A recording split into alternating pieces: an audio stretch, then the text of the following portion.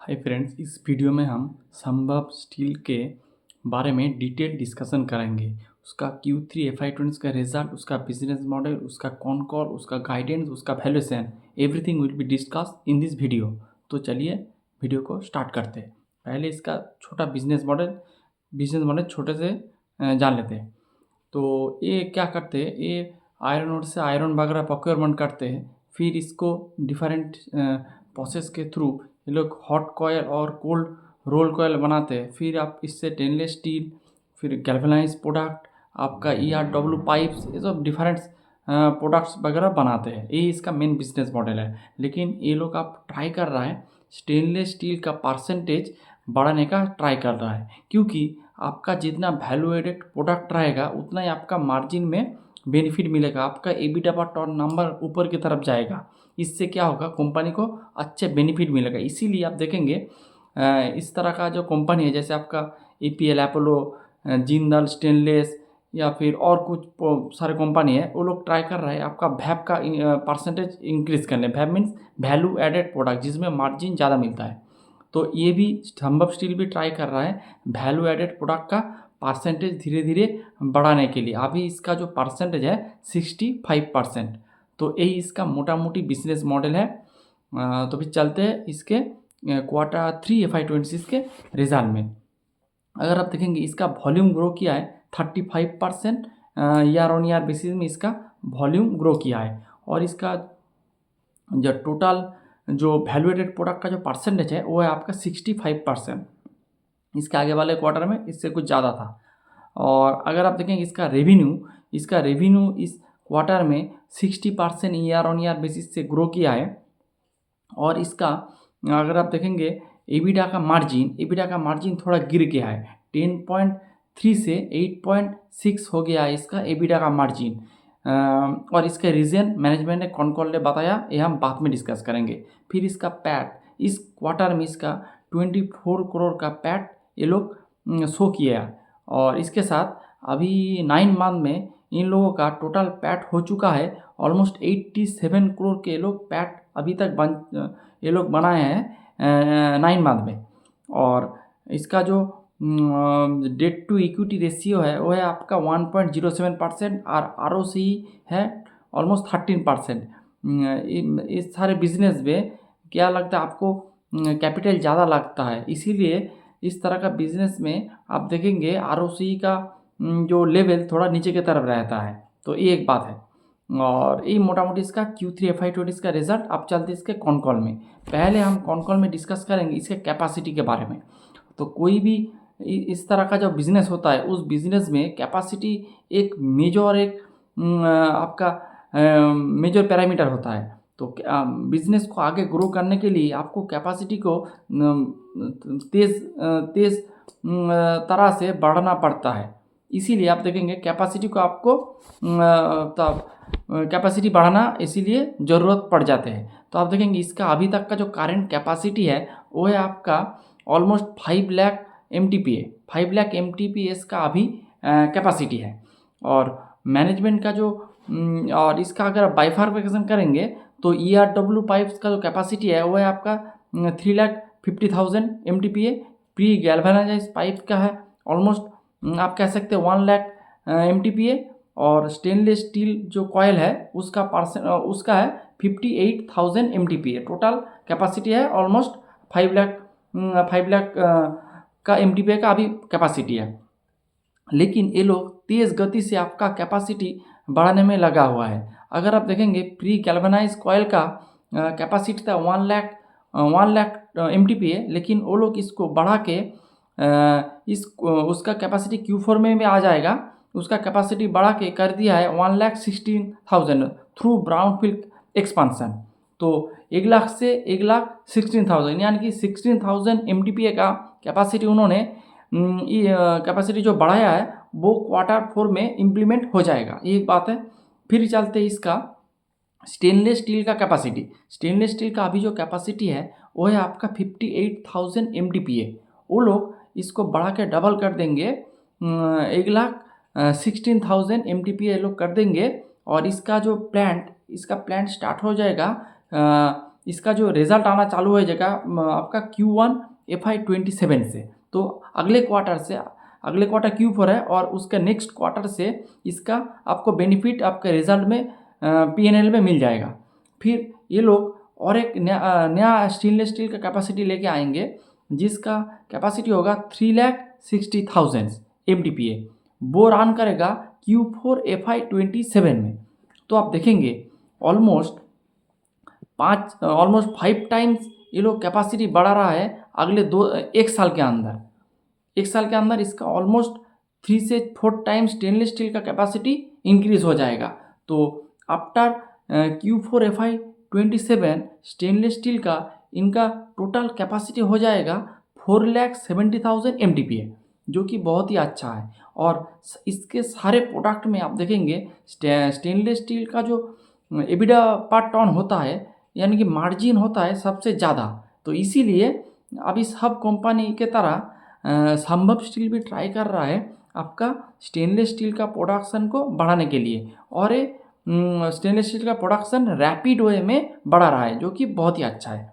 ये हो गया आपका कैपेसिटी। फिर चलते हैं दूसरा जो पैरामीटर, जो इम्पोर्टेंट पैरामीटर होता है after capacity, this is called EBITDA पर टन का नंबर। तो एबिडा पर टन का नंबर आप देखेंगे इसका पहले जो गाइडेंस था वो था 8,000, फिर ये लोग इसको घटा के कर दिया 7,000, लेकिन Q3 में इसका एबिडा पर टन का नंबर आया 5,200 रुपीज़। तो ये इसका एबिडा पर टन का नंबर हुआ, और इसीलिए आप देखेंगे स्टॉक में बहुत प्रेशर आया था इस नंबर की वजह से, क्योंकि ये एक इम्पॉर्टेंट पैरामीटर होता है। लेकिन मैनेजमेंट ने कहा कि ये लोग अपना वैल्यूएटेड प्रोडक्ट का परसेंटेज धीरे धीरे बढ़ा रहा है, और भी कुछ रीज़न है जिसके वजह से एबिडा पर टन का नंबर FY26 में हो जाएगा 7,000 रुपीज़, और Q4 FY26 में इसका माने यानी कि अगले क्वार्टर में Q4 में, ये Q3 चल रहा हो गया, फिर Q4 आ रहा है, तो Q4 में इसका एबिडा पर टन का नंबर होगा 7,500, जो कि बहुत ही अच्छा गाइडेंस दिया है। लेकिन हम लोगों को देखना है कि मैनेजमेंट जो गाइड किया उसके अनुसार उसका परफॉर्मेंस आ रहा है कि नहीं आ रहा है, ये एक बात है। उसके साथ इसका फिर डिस्कस करेंगे इसका मार्जिन के बारे में। तो एबिडा पर टन का जो नंबर है वो बहुत ही इनकरेजिंग है। फिर चलते इसका मार्जिन के बारे में डिस्कस कर लेते हैं। तो मैनेजमेंट ने कहा कि ये लोग धीरे धीरे अपना वैल्यूएटेड प्रोडक्ट का परसेंटेज बढ़ाएंगे, स्टेनलेस स्टील का परसेंटेज बढ़ाएंगे। उससे क्या होगा, और स्टेनलेस स्टील पहले ये स्टेनलेस स्टील 200 में काम करते थे, अब उन लोगों ने 300 भी इंट्रोड्यूस कर दिया। तो इससे क्या होता है, उसका वैप का जो नंबर होता है, वैल्यू एडेड प्रोडक्ट, उसका जो नंबर होता है वो बढ़ जाते हैं, और इससे इसको प्रॉफिट भी तगड़ा आ जाते हैं। तो मैनेजमेंट ने यही कहा कि इसका जो मार्जिन होगा वो आगे इंक्रीज करता रहेगा। इसके साथ हम देखेंगे इसका Q3, आप देखेंगे Q3 में एबिडा पर टन का नंबर बहुत गिर गया, एबिडा पर टन का नंबर गिर गया, उसके साथ एबिडा मार्जिन भी गिर गया। इसके रीज़न मैनेजमेंट ने बताया, एक है इसका रीज़न में एक है कि इसका जो HR कॉयल का जो प्राइस था वो नीचे आ गया। इसीलिए आप देखेंगे इसका जो रॉ मटेरियल का प्राइस ऊपर था, और उससे वजह से जो आपका जो HR कॉयल का जो प्राइस घट गया, तो इसीलिए इसको थोड़ा 2-4% का लॉस हो गया। तो इससे इसका जो मार्जिन गिर गया। दूसरे है आपका ये जो रॉ मटेरियल प्रोक्योरमेंट करते हैं, इसमें कुछ ट्रांजैक्शन की दिक्कत हो गई थी, इसीलिए 2-3% इसको एक्स्ट्रा पे करना पड़ा। तो इससे भी इसका मार्जिन डिग्रो कर गए। और तीसरा पॉइंट है, ये लोग आपका जो प्री गैल्वेनाइज्ड कॉयल के लिए ये लोग 1 लाख MTPA का जो कैपेसिटी था उसको बढ़ा के 1,16,000 कर रहा था ब्राउनफील्ड एक्सपांशन के थ्रू। तो इसमें क्या होगा, 15 डेज का एक प्लान को मेंटेनेंस के लिए बंद रखना पड़ा। तो इससे भी इसका जो मार्जिन थोड़ा प्रेशर में आ गए, ये मैनेजमेंट ने कहा। तो और इसके साथ मैनेजमेंट ने भी कहा, तो इसके बाद मैनेजमेंट ने कहा कि Q4 में इसका मार्जिन इंक्रीज करेगा। इसका रीज़न था, एक आपका जो रॉ मटेरियल को प्राइस गिर गया था, और रॉ मटेरियल का प्राइस आप देखेंगे जो Q2 में ये लोग प्रोक्योर करते उसका बेनिफिट आता है Q3 में, और Q3 में आप देखेंगे रॉ मटेरियल का प्राइस गिर गया था, उसका बेनिफिट आपको मिलेगा Q4 में। तो इससे इसको बेटर मार्जिन मिलेगा, एक रीज़न। और दूसरा रीज़न है इसका जो प्रोडक्ट है, जैसे आपका जो स्टेनलेस स्टील या फिर जो ब्लैक कार्बन पाइप्स, इस सब का प्राइस बढ़ गया, थोड़ा प्राइस बढ़ गया, तो इससे भी थाली इसको रॉ मटेरियल, कम का रॉ मटेरियल मिला और इसके साथ आपका प्राइस बढ़ गया। तो दोनों साइड से आपको मार्जिन, आपको बेटर मार्जिन मिलेगा। तो इसीलिए मैनेजमेंट ने कहा कि Q4 will be far better. इसीलिए ये लोग Q4 में आपका जो Q3 में जो EBITDA टन का जो नंबर था वो था 5200, उसको ये लोग बढ़ा के कर दिया 7500, यानी कि बहुत ही अच्छा रिजल्ट मैनेजमेंट आशा कर रहा है Q4 में, जो कि बहुत ही अच्छा है। देखते क्या होता है। फिर चलते इसका भैप। तो भैप तो हम डिस्कस कर दिए कि ये लोग ट्राई कर रहा है वैल्यूएडेड प्रोडक्ट का परसेंटेज धीरे धीरे और बढ़ाने के लिए, एक बात है। फिर चलते इसका जो एक मो साइन हुआ है कुछ कंपनी के साथ। इस कंपनी क्या करेंगे, संभव का जो ब्रांड, इस ब्रांड को ये लोग मार्केट में ये लोग ब्रांड को इंट्रोड्यूस करेंगे। इससे क्या होगा, इसका जो ब्रांडेड जो प्रोडक्ट है ये आम लोगों को पता चल जाएगा, इससे इसका जो रेवेन्यू है, इसका सेल्स बढ़ जाएगा। तो इसीलिए ये लोग थोड़ा मुंह वगैरह साइन किया है, ये एक बात है। फिर इसका प्रोडक्ट मिक्स, तो आप देखेंगे इसका, ये लोग पहले स्टेनलेस स्टील का इसका कोई प्रोडक्शन नहीं था, धीरे धीरे ये लोग स्टेनलेस स्टील का प्रोडक्शन लेके आए। और स्टेनलेस स्टील में इसका स्टेनलेस स्टील का जो 200 ग्रेड का, 200 ग्रेड्स का ही प्रोडक्ट ये लोग सेल करते हैं। अगर उसके बाद ये लोग स्टेनलेस स्टील का 300 का ग्रेड का प्रोडक्ट ये लोग सेल करना स्टार्ट किया। तो अभी इसका जो मिक्स है, 200 का मिक्स है 70% और 300 का मिक्स है आपका 30%। लेकिन मैनेजमेंट ने कहा अगले 1-2 क्वार्टर के बाद इसका जो Q4 में इसका परसेंटेज 50-50 हो जाएगा। तो इससे क्या होगा, आपका ग्रेड जितना बढ़ता है उतना ही आपको मार्जिन लिक्विडेटिव होता है। तो इसे क्या हो रहा है, पॉजिटिव वे में इसका प्रोडक्ट मिक्स चेंज हो रहा है। पॉजिटिव वे में जब आपका प्रोडक्ट मिक्स चेंज होता है तब आपका मार्जिन में बूस्ट मिलता है, क्योंकि आपका वैल्यूएडेड प्रोडक्ट का परसेंटेज धीरे धीरे बढ़ रहा है। तो यही बात है, ये इन लोगों ने वैल्यूएडेड प्रोडक्ट का परसेंटेज धीरे धीरे ग्रो कर रहा है। मैनेजमेंट ने ये भी कहा कि ये लोग आपका स्टेनलेस स्टील से सीमलेस स्टील की तरफ जाने की ये लोग प्लानिंग कर रहा है। और एक प्रॉपर प्लानिंग जब हो जाएगा तब मैनेजमेंट कॉन कॉल के थ्रू इन्वेस्टर लोगों को बता देंगे।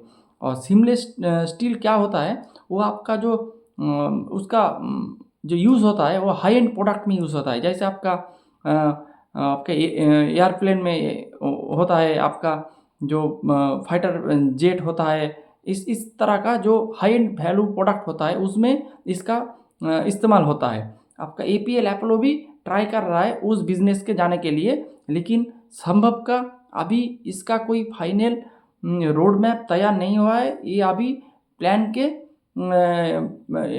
के अंदर है। अभी इसका कंप्लीट रोड मैप अभी तैयार नहीं हुआ है। कब इसका प्लान आएगा इसका भी कुछ, इसके बारे में मैनेजमेंट ने कुछ नहीं बताया है। इस क्वार्टर में मैनेजमेंट ने कहा अगले क्वार्टर में, यानी कि जब पूरा प्लान एक फुलफिल हो जाएगा, एक फुल प्रूफ प्लान जब तैयार हो जाएगा, तब इस सीमलेस स्टील के बारे में डिटेल्स में मैनेजमेंट बताएंगे। तो ये हो गया। फिर इसका डेट के बारे में आप थोड़ा डिस्कशन कर लेंगे।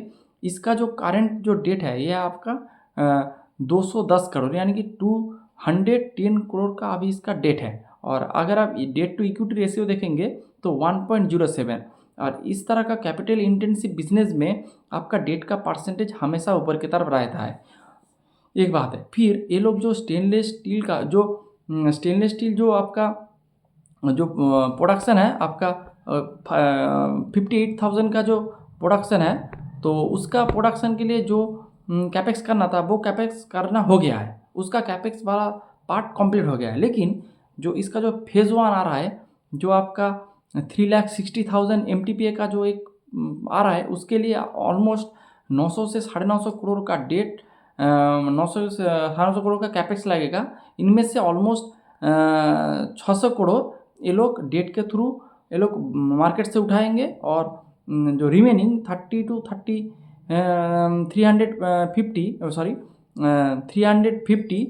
करोड़ का जो ये लोग कैपेक्स ये इंटरनल अप्रूवल के थ्रू करेंगे।